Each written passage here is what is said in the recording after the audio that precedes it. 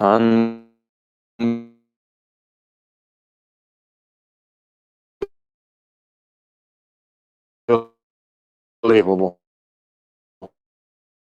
Thing was dead.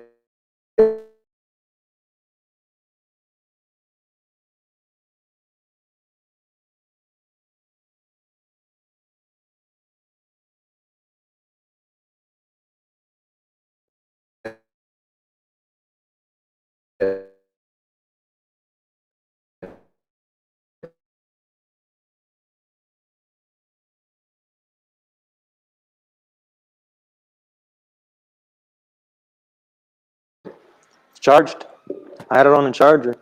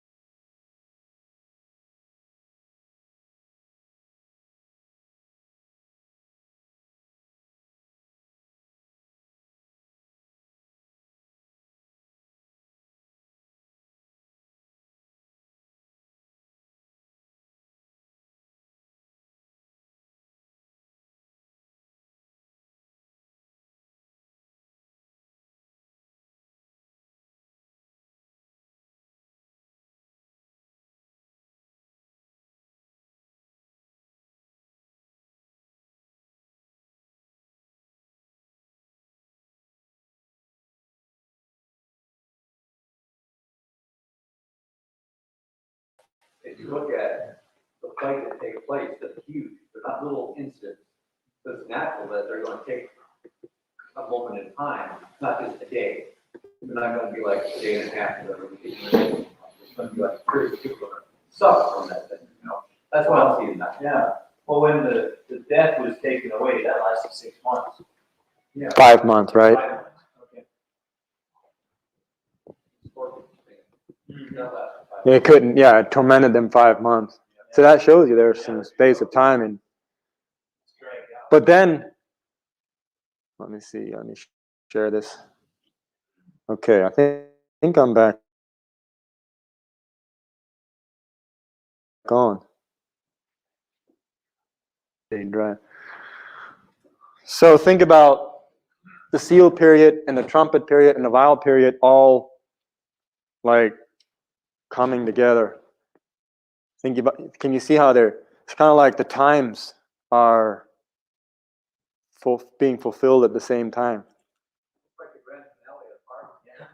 It intensifies. Yeah. as time goes on. Like the seal period, the seal is breaking open, and then it says what happens. But then you go to trumpet period, and it says, so the angel is blowing the trumpet in that seal period, and then later you see the vials being poured out, probably during one of the trumpet periods, which is within one of the seals. I don't know.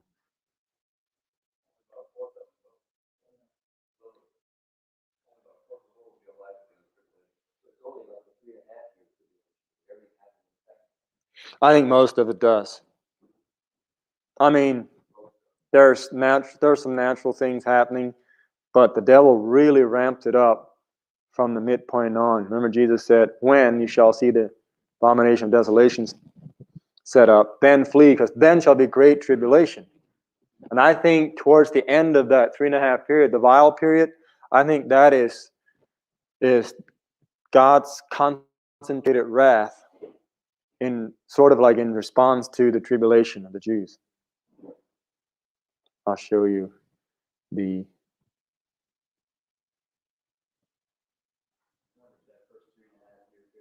Why do I need Adobe Creative Cloud? It doesn't say it is, it just says they're saying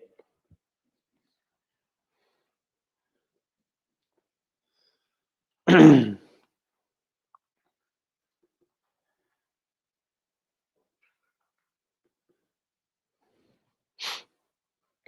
Okay, I wanted to show you the verses that kind of prove how the periods, the three periods, the seals, the trumpets, and the vials, kind of they end at the same time. They all of them go all the way to the end. Revelation 15:1 talks about, he saw another sign in heaven, great and marvelous, 7 angels having the 7 last plagues. Am I still online? Something popped up saying I need to repair something for some issue to be resolved. 7 angels having the 7 last plagues, for in them is filled up the wrath of God. In verse 7, and one of the 4 beasts gave unto the 7 angels 7 golden vials full of the wrath of God, who liveth forever and ever. So those vials have to do with that. It's just pure the wrath of God.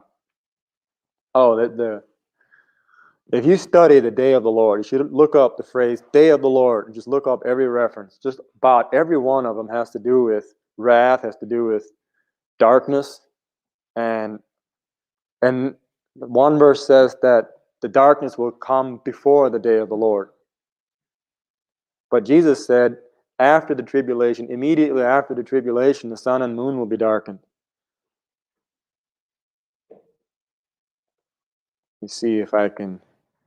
So this is the way I put that. It's tribulation, and then darkness, and then the day of the Lord.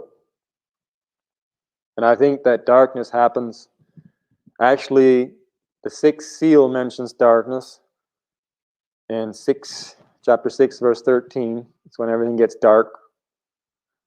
And the vials, I don't remember if there's darkness actually mentioned. I think there is. Trumpets, I think it's, let's see, I think it was the 5th trumpet. Anyway, so I put the darkness right at the, towards the end there, and then it merges into the day of the Lord, where it's just completely pure wrath in response to the tribulation, basically, and leads into the day of the Lord, second coming, day of wrath, day of the Lord, second coming. Those things are pretty much the same thing. Matthew 24:29 is where Jesus said that after the tribulation, the sun would be darkened and the moon would not give her light, and the powers of the heavens will be shaken, stars will fall, which is basically what Revelation 6:12 said. I said 6:13, but it's 6:12. The 6th seal, the sun became black as sackcloth. Are you following this? Sixth seal is that towards the end there where darkness is.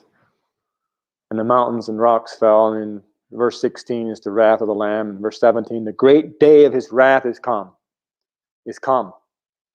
I put the day of wrath after the tribulation because of that darkness. You see, see what I'm trying to... Since the darkness is after the tribulation, but before the day of the Lord, then it's in between there. It's not overlapping. The day of wrath is after the tribulation. Seventh angel sounded, kingdom of the Lord. Seventh angel poured out his vial into the air, and basically the same thing, thunders and lightnings and great earthquake, which is the end of the tribulation. The great earthquake is when Christ comes back, basically. It's the end.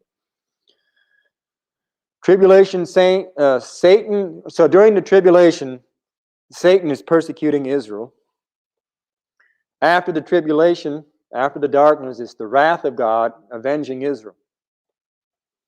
Jeremiah 30 verse 7 says, alas, for that day is great, so that none is like it. It is even the time of Jacob's trouble. Think about the word time. What time is it? The time of Jacob's trouble. Well, what about the day of the Lord?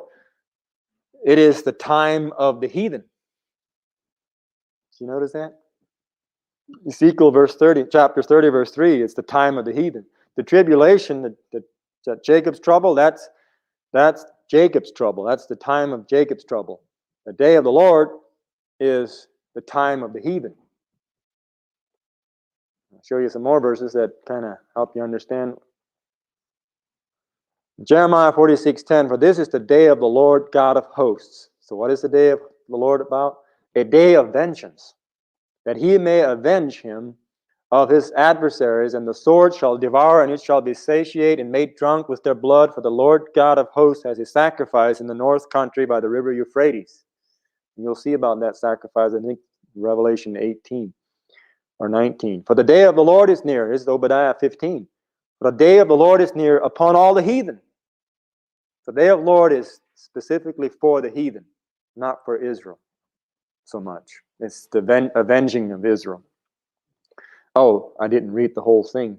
As thou hast done, let me see if I can back up without freezing my computer. It says, as thou hast done, it shall be done unto thee. Thy reward shall return upon thine own head. The heathen were treating Israel bad, and then they're going to get their reward. Zechariah 14:3, then shall the Lord go forth and fight against those nations, the heathen, as when he fought in the day of battle. And his feet shall stand in that day upon the Mount of Olives, which is before Jerusalem on the east, and the Mount of Olives shall cleave in the midst thereof toward the east and toward the west, and there shall be a very great valley, and half the mountains are removed toward the north, and half toward the south. And he's going to, that's basically the second coming when he comes back to fight for his people. And notice that the chapter we're in, about ready to get into, is in Revelation 17, that it's called the great judgment, the judgment of the great whore. So the whore is going to get judged. And Revelation 18:6, reward her even as she rewarded you, and double unto her double, according to her works. In the cup which she hath filled, fill to her double. So I think that last part of the basic, the vile judgment is an avenging and a judgment for the way they treated Israel during the tribulation. 18:20, rejoice over her, thou heaven, and ye holy apostles and prophets, for God has avenged you on her. So 17 and 18 of Revelation is that where God specifically judges and rewards the saints and the nation of Israel for their tribulation. All right, Revelation 17, and there came one of the seven angels which had the 7 vials, and talked with me, saying unto me, come hither, I will show unto thee the judgment of the great whore that sitteth upon many waters. This chapter has so much to uncover, I can only kind of skim through it. But notice it's one of the 7 angels which had the 7 vials. So basically what we see here, see the previous chapter, chapter 16, you had the vials mentioned. We went through the vials last time. So what I see here is like, okay, let's step back and look at the vial period from the perspective of the great whore. I don't think this is after the vials, this is during the vials. This is the same period of the vials, but it has to do with the whore. Now, in 21:9, one of the seven angels which had the seven vials full of the seven last plagues, and talked with me, saying, "Come hither, and I will show thee the bride, the Lamb's wife." So this once again ties it to the seven plagues, because it's either both times it's an angel of that has one of the seven vials. And I mean, it's almost like he still has it in his hand and hasn't poured it out yet. So notice at first he said, "I want to show you the whore," and then another time it says, "I want to show you the bride, the Lamb's wife." So I think he wants us to kind of compare the two. Verse 3. And he carried me away in the spirit into the wilderness. And I saw a woman sit upon a scarlet-colored beast, full of names of blasphemy, having 7 heads and 10 horns. I kind of misplaced this slide, I think. Verse 2, it says, "With whom the kings of the earth have committed fornication, and the inhabitants of the earth have been made drunk with the wine of her fornication." So we're starting to get into some of the features and the things about this woman. The kings have committed fornication with her. Helps us identify the woman. Who is this whore? Who is this woman who has been making the inhabitants of the earth? Notice it's global. Inhabitants of the earth. Doesn't say inhabitants of a certain nation. It's the inhabitants of the earth have been made drunk with the wine of her fornication. Illicit relationships with kingdoms. The fact that it calls it fornication tells us it has this woman has a religious connotation or a religious feature to it.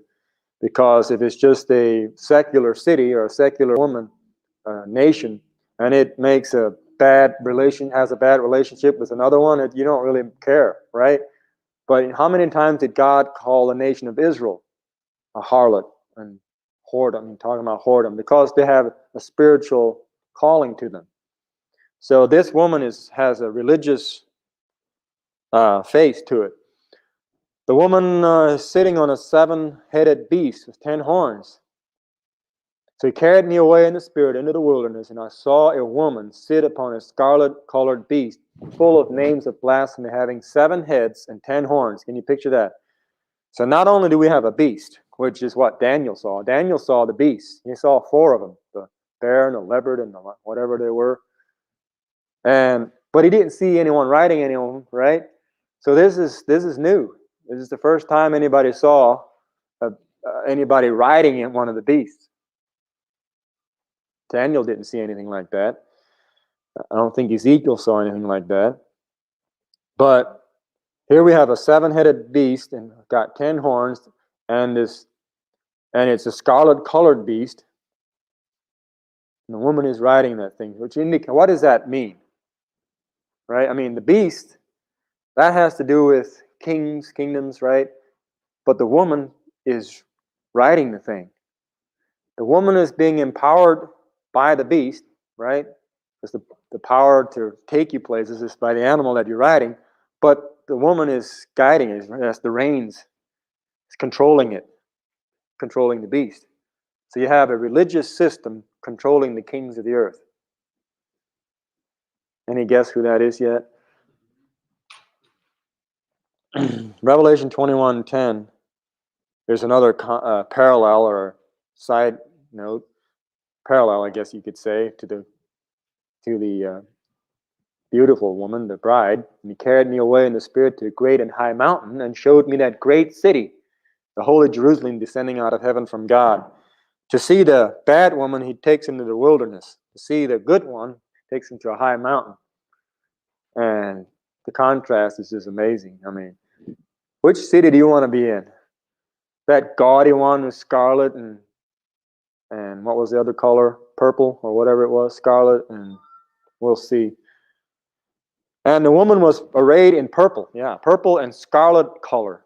So the beast is scarlet, And the woman is purple and scarlet, and decked with gold and precious stones and pearls, having a golden cup in her hand, full of abominations and filthiness of her fornication. So this woman is decked out. She's dressed in purple and scarlet, and she's decked with gold and precious stones and pearls, and she's got a golden cup in her hand. And what's in that cup? Well, the thing is full of abominations and filthiness of her fornication. It's a lot in there. I mean, there's so much in there. What cup do you think this is? What religion offers salvation through a cup and controls kings with that thing? Nations. Has these abominations and filthiness in it.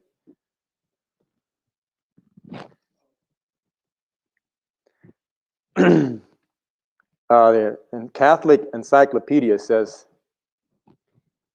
the Kappa Magna is a cloak with a long train and a hooded shoulder cape. It was purple wool for bishops. For cardinals, it was scarlet watered silk.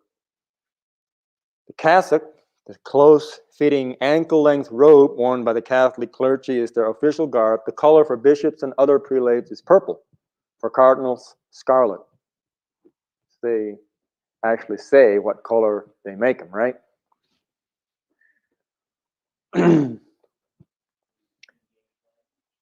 Is it? There's a picture. It's purple and scarlet, and the other picture has a guy with his cup. And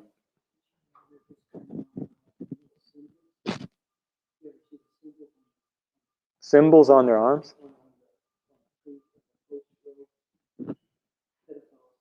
Pedophile symbols?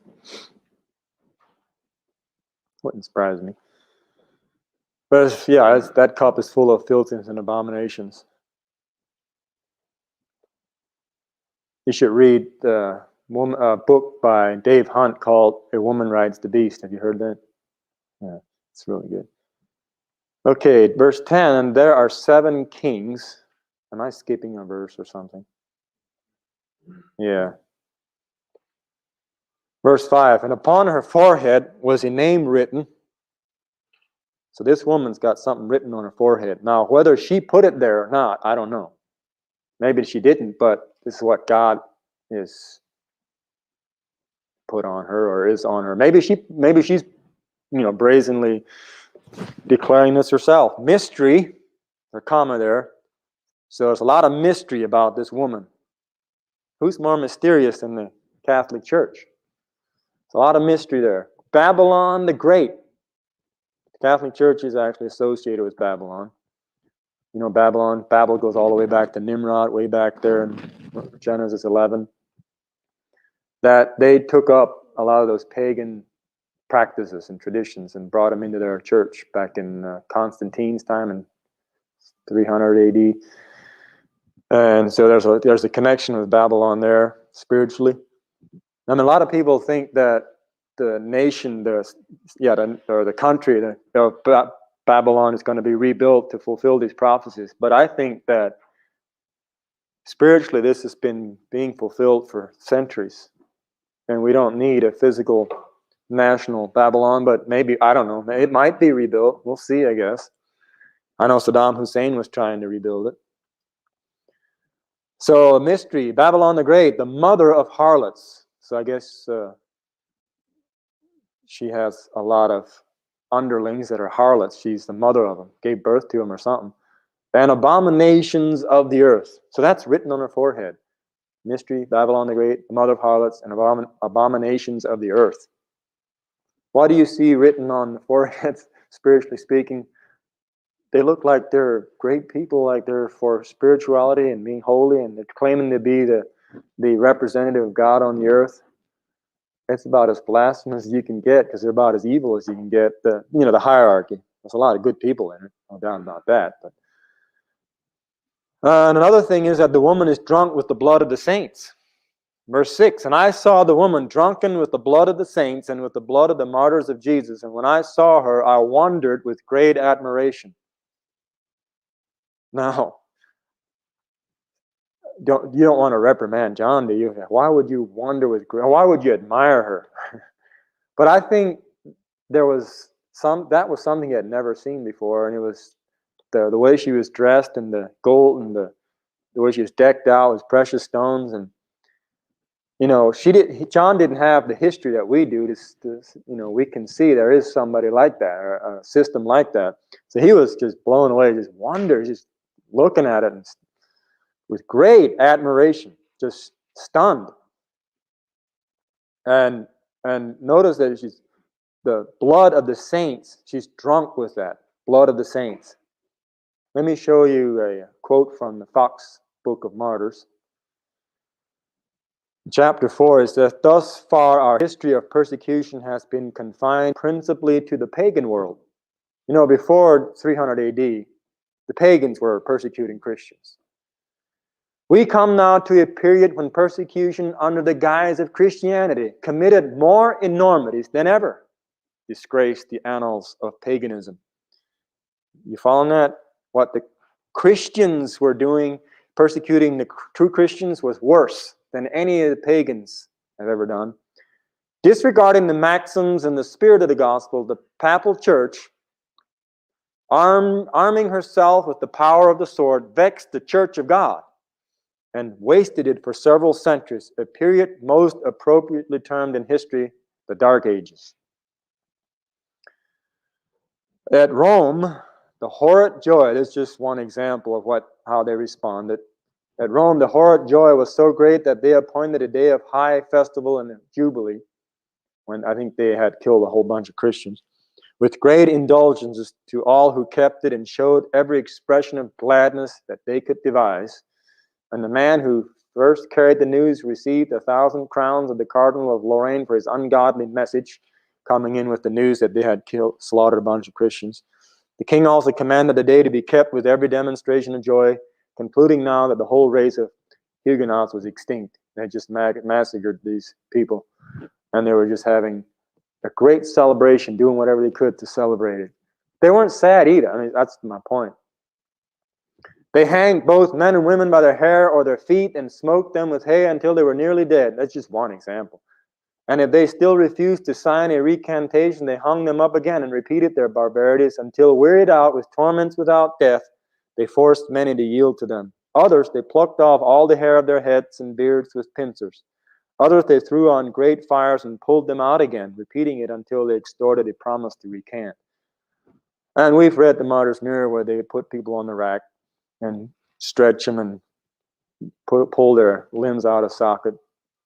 Here's another example. Some they stripped naked, and after offering them the most infamous insults, you can guess what that is after stripping them naked, they stuck them with pins from head to foot and lanced them with penknives, cut them, and sometimes with red-hot pincers they dragged them by the nose until they promised to turn. Sometimes they tied fathers and husbands while they ravished their wives and daughters before their eyes.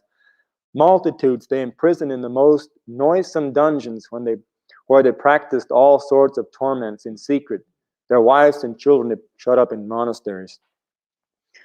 If you read through the Fox Book of Martyrs, it's like the worst thing you could imagine. And these were Christians doing it, so-called, claiming to be the representatives of God on the earth. In her was found the blood of the saints. Canon Laurent, who was the secretary to the Inquisition in Madrid from 1790 to 92 and had access to the archives of all the tribunals, estimated that in Spain alone the number of condemned exceeded 3 million. Imagine, they condemned and killed 3 million, without about 300,000 burned at the stake. So, who is this woman that had the blood of the saints in her, or drunk with the blood of the saints? There's only one woman that fits that description, and that's the Vatican. And the angel said unto me, Wherefore didst thou marvel? I will tell thee the mystery of the woman and of the beast that carrieth her, which hath the 7 heads and 10 horns. Hope I'm still online, because I don't think the devil likes this to get out. Why aren't more preachers talking about this? Do you know how many Protestant leaders are trying to actually cozy up with the Catholic Church? I think it's a shame. 17:8, and the beast that thou sawest was and is not, this beast that she's riding, apparently. That beast was in the past and is not at the time of John, and shall ascend out of the bottomless pit. So that's strange. Is the devil down in the bottomless pit right now? He goes about as a roaring lion right now. So what's this creature? What is this guy coming out of the bottomless pit? It's not the devil, is it? Some other creature. Maybe it's some former personality from the past that was in the past, like the beast that thou sawest was. It once was on the earth and was a ruler or leader, and is not at this point down in the pit, and shall ascend up or out of the bottomless pit and go into perdition at the end. But there will be a period of time where he's on the earth and the woman is riding him, the beast.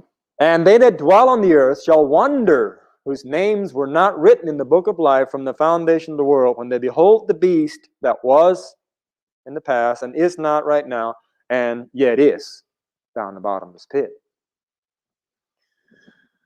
Verse 9, and here is the mind which hath wisdom. The 7 heads are 7 mountains on which the woman sitteth. So the angel is actually telling John some of the things. We're not left to just guessing and wondering and trying to figure it out. The 7 heads of this beast are 7 mountains. And there's also 7 kings. And the beast that was and is not, even he is the 8th, and is of the 7, and goes into perdition. He is the 8th. So there were 7 before somewhere. We don't know who they were, but there are 7 leaders or kings that will, have been before the Antichrist. And it looks to me like the 8th, which is the Antichrist, is of the 7, all 7. Not of the 7s, but of the 7, all 7. So it could be that he's a composite of all the 7 previous personalities and he's manifesting as the 8th. It could be that some crazy creature from the bottomless pit comes up and I don't know, does he inhabit some man on the earth, get inside of him, and gives that man the experience of all 7 previous world leaders? I mean, think about the ability he has to try to run the whole world. He has a lot of experience because he's indwelt with this, with the devil and his personalities. Verse 8, the beast that thou sawest was and is not, shall ascend out of the bottomless pit and go into perdition. Verse 12, and the 10 horns which thou sawest are 10 kings. Didn't he say that? What does verse 10 say? I was going to have my Bible open so I could quickly look. What are the... And there are 7 kings, 5 are fallen, and 1 is, and the other... Oh, where's about the 7 mountains? Which verse is that? 9. It's the 7 mountains. The 7... What are the 7 mountains? The 7 heads. Oh, the 7 heads are 7 mountains. Or is it 10 heads? 7? Okay, so 7 heads, 10 mountains, and here you got 10 horns, which are 10 kings. More kings than mountains. Some people want to say that the mountains are kingdoms, maybe, which have received no kingdom as yet. So these 10 kings have not received the kingdom yet, but receive power as kings 1 hour with the beast. So there's a 10-nation confederation, or whatever you call it, federation, who will give their power to the beast for 1 hour. Why? They're going to line up against the King of Kings. These have one mind and shall give their power and strength unto the beast. These shall make war with the Lamb. Now, who do you think is going to win in this battle? And the Lamb shall overcome them. For he is Lord of lords and King of kings, and they that are with him are called and chosen and faithful. I like that. I always like how it never mentions Jesus. Well, maybe in the Old Testament, but in Revelation, when it mentions Jesus on his white horse, it also mentions those who are with him. We're going to be there, right?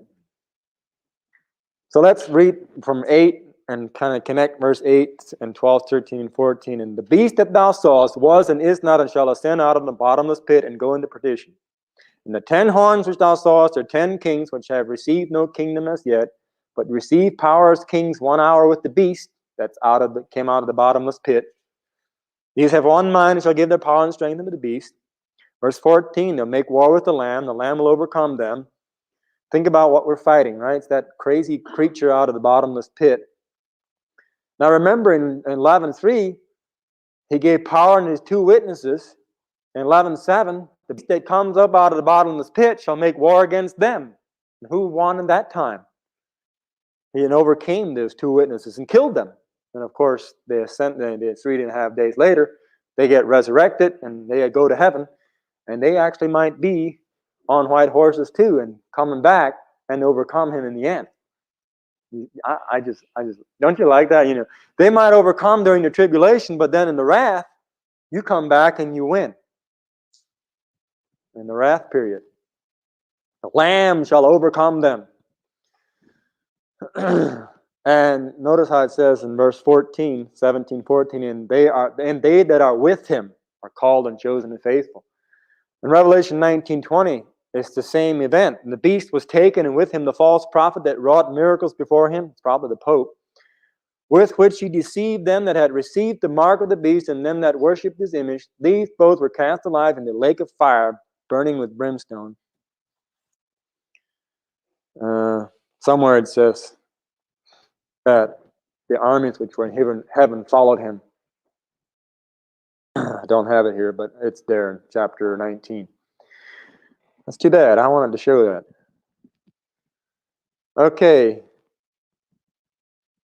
Verse 15, he saith unto me, the waters which thou sawest where the whore sitteth are peoples and multitudes and nations and tongues.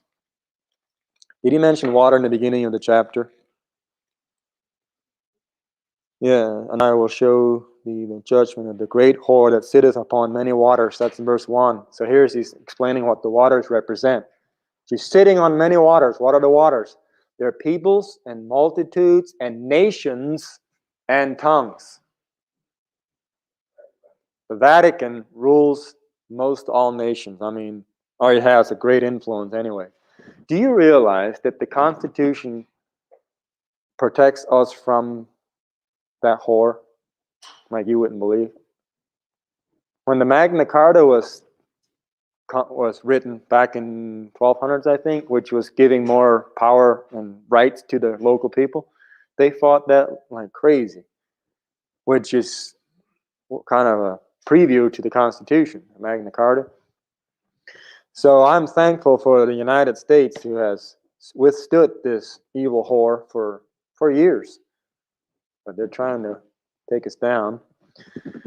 And the 10 horns which thou sawest upon the beast, these shall hate the whore. This whore is going to get hated yet by these 10 nations, or these 10 nations, 10 kings, 10 horns, and shall make her desolate and naked, and shall eat her flesh and burn her with fire. Vatican City is going to go up to smoke yet. And the 10 horns thou sawest shall hate her, and verse 17, for God has put it in their hearts to fulfill his will and to agree and give their kingdom unto the beast until the words of God shall be fulfilled. Look at there, God is still causing things, pulling strings, causing people to want to do what he wants them to do. And notice another thing, and the woman which thou sawest is that great city. The woman is a city which reigneth over the kings of the earth. I think that's the last verse. Let me show you something here about what David Hunt wrote here. One 18th century historian counted 95 popes who claimed to have divine power to depose kings and emperors. Doesn't that fit? The woman reigns over the kings of the earth. You know how many popes thought they had the power to tell who could be a king and who could get rid of the king? Historian Walter James wrote that Pope Innocent III, which lived in 1198 to 1216, held all Europe in his net. Gregory the Ninth 1227 to 41, thundered that the Pope was Lord and Master of everyone and everything. Pope Nicholas I declared, we, meaning the popes, alone, the popes, alone have the power to bind and loose, to absolve Nero, and to condemn him. You can either forgive him or condemn him. Nero would be a king, or others like him. And Christians cannot, under penalty of excommunication, execute other judgment than ours, which alone is infallible. In commanding one king to destroy another, Nicholas wrote, we order you in the name of religion to invade his states, burn his cities, and massacre his people. That's the power they thought they had, to order a king to go in and massacre whole cities.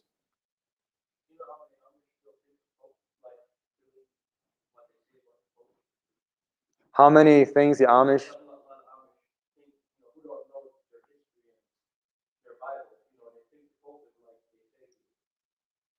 Oh, they don't know the truth about the Pope? Yeah. Oh, yeah. The Amish think the Pope is like he says he is. You wouldn't believe how much evil and wickedness and abominations and murders and persecution took place during their history. It's being revealed. I think it's in the last verse of chapter 18. It says, what does it say?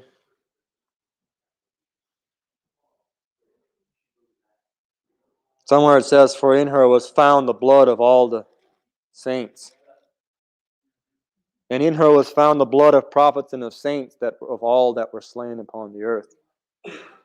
Some people think that's Jerusalem, but Jerusalem is not, it doesn't fit the bill for everything.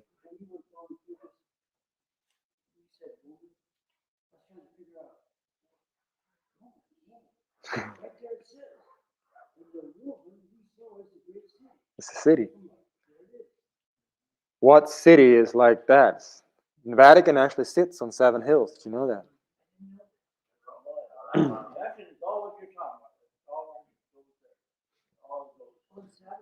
Mm-hmm. I mean, there are a few other cities that sit on 7 hills in America, but it doesn't fit the rest of this description. And so, oh, you have? I have 2 full pages here from starting in 1092 till 1685. How many millions of people they killed? 70,000, 20,000, 30,000 burned Jews alive. It's just Hitler was a Catholic, and the Catholic Church really supported him and promoted him, and they're used in everything to support him and do everything they can for his Reich. And he was like, when I think somebody mentioned about not, trying to back off on killing the Jews, and he was like, well, you Catholics did it, I'm just doing a better job than you were. I'm just one of you, I'm just doing better than you did. And there was a pope people were asking him to speak up, because he knew what was going on before the rest of the world did, the concentration camp, but he didn't say anything. So yeah, I think the only reason that any decent man would be part of that system is either he's deceived, or, I mean, what else? Why would you be part of that if you knew this stuff?